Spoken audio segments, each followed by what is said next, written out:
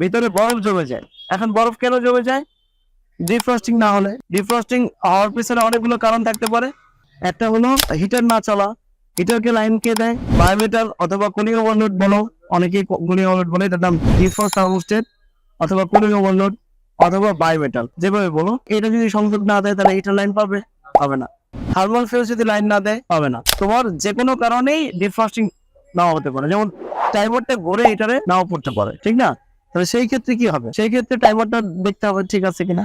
তাহলে প্রত্যেকটা জিনিসকে আমি যদি ইন্ডিভিজুয়াল যদি আমরা জানি বা শিখি যে টাইমারের কাজ কি, কুলিং ওভারলোডের কাজ কি, থার্মাল ফিউজের কাজ কি, ডিফ্রস্ট হিটারের কাজ কি, কুলিং ইভাপোরেটরের কাজ কি, ইভাপোরেটরের কাজ কি, কন্ডেন্সারের কাজ কি, হ্যাঁ, পলিউরেটরের কাজ কি, ম্যাগনেটের কাজ কি, গ্যাসকেটের কাজ কি, বুস্টার লাইনের কাজ কি, তা আমি যদি প্রত্যেকটা কাজ যদি ভিন্ন ভিন্ন ভাবে জানি, তাহলে তুমি দেখবা তুমি কিন্তু অনেকগুলো নলেজ অর্জন করে ফেলছো। একটা নন ফ্রস্ট রেফ্রিজারেটরের ভিতরে কোন ওয়েতে এয়ার সার্কুলেশন করে সেটা যদি তুমি জানো, তাহলে তুমি এটা জানবা যে এটা কোন ওয়েতে করছে না, তাহলে এটা কেন করছে না, এটা তোমরা খুঁজে গেলে বের করতে পারবা।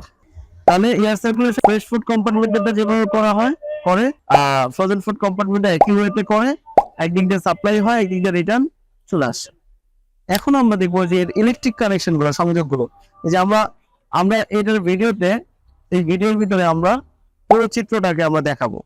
হ্যাঁ, কিন্তু চিত্রটা যেভাবে ড্রয়িং করা থাকে এই কানেকশনটাই থাকে, বাট তারগুলো একসাথে টানা থাকে। আমরা দেখি, এই যে কেবল গুলো দেখো, এখানে কিন্তু দেখো অনেকগুলো কেবল দেওয়া আছে। এখানে কিন্তু তোমাদেরকে কেবলের কালার গুলো নিয়ে কিন্তু আলোচনা করা হয়েছিল, যে এখানে কিন্তু কালার গুলো কিন্তু তোমরা চিনতে পারো। এগুলো বলো তো, এটা কি কালার?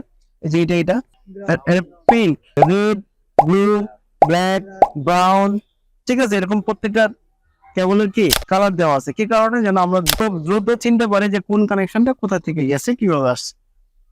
তাহলে এই কেবলটাকে আমরা যদি আমরা বের করি, এই যে দেখো, এই ইভাপোরেটর এটার ভিতরে ছিল এরকম, এই ইভাপোরেটরের সাথে এই সংযোগটা করা ছিল। এবারে ইভাপোরেটরের যে সাকশন লাইনটা, ইভাপোরেটরের শেষ অংশটা, এটা এসে এখান দিয়ে কোথায় চলে গেল? কম্প্রেসারের কোন লাইনে? সাকশন লাইনে। কথা বুঝতে পারলাম? এই চিত্রটা অনুপাতে কিন্তু তোমার এখানে ডিজাইনটা করা। কিন্তু আমরা যেভাবে, যেমন এরকম স্কোয়ার করে আমরা একটা মেকানিক্যাল ড্রয়িং করি, কিন্তু প্রকৃতপক্ষে স্কোয়ার থাকে না, তাহলে যেভাবে প্রয়োজন হয় ঠিক সেভাবেই টানা হয়। কিন্তু কানেকশনটা ঠিক আছে, যে ক্যাপিলারি থেকে ক্যাপিলারি সংযোগটা চলে গেল এখানে, মানে ইভাপোরেটর শুরুর লাইনে, আর ইভাপোরেটর শেষ অংশে কি লাগানো হলো? সাকশন লাইনে। সাকশন লাইনটা চলে গেল কোথায়? কম্প্রেসারে। এইভাবে তোমার এই রেফ্রিজারেটরটা কি করে? তোমার সার্কুলেশন করতে থাকে, আর এর মাধ্যমে একটা কার্য সম্পাদন হয়, তাপ শোষণ এবং তাপ বর্জন। ক্লিয়ার? এটা কি বুঝতে পারছো? মানে ভিতর দিয়ে লাইনটা টানা, কিন্তু কোন দিকে গেল সেটা কিন্তু আমরা এগুলো বুঝতে পারি না। বুঝতে পারি কি? বুঝতে পারি না। তাহলে আমরা এটা কিভাবে বুঝলাম? যে এটা ভেঙে দেখলাম যে এটার ভিতরে কি কি আছে, কি কি নাই। ক্যাপিলারি এরকমই, এই যে লম্বা, এই যে ক্যাপিলারি টিউবটা, এই যে দেখো সাকশন লাইনটা টানা।